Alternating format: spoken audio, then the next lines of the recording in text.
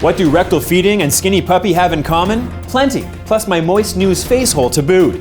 The story today, Skinny Puppy just billed the CIA over 500,000 big ones for using their music as torture. Like a professional hockey player, I'm gonna keep my stick on the ice as I take it to the net with a brutal slap shot to deliver my frozen current events puck right into your eager face. I'm trying to focus on the game, but I'm pretty sure my wife is cheating on me with a street performer named Barry Mackinac News.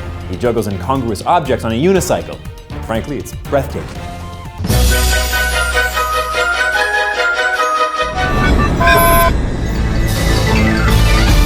News house?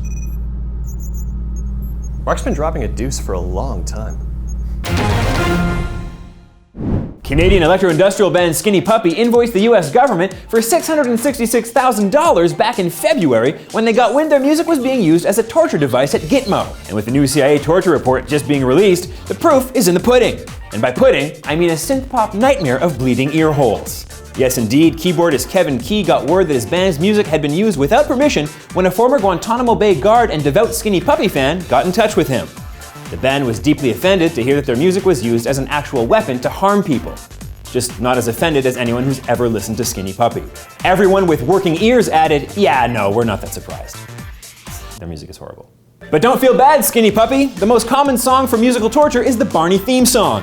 And it typically breaks a man down in 3 to 4 days, just before his eyes start melting. When asked to comment, Barney the Purple Dinosaur said, "Semper Fi, motherfucker!" Huh, I didn't know he had a military background, but no, that makes a lot of sense now, in retrospect. We contacted some GITMO prisoners, and they all confirmed the torture was depraved and inhumane.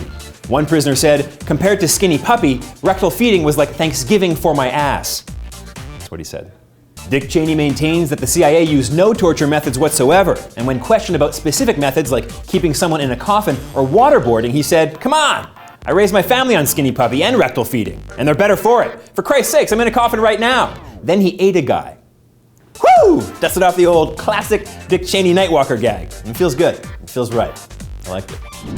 Okay, that's it for the News House. Share this video immediately, if not sooner, and tell someone with your mouth if you liked it. I'm Mark, and when you're at a urinal, it's an unwritten rule that you never look at the guy next to you.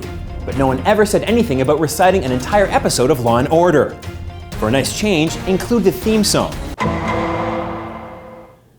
Heads up, if you miss me between shows, you can follow me on Twitter at MarkBowler1. That's MarkBeaulieu1. So, clickety-click.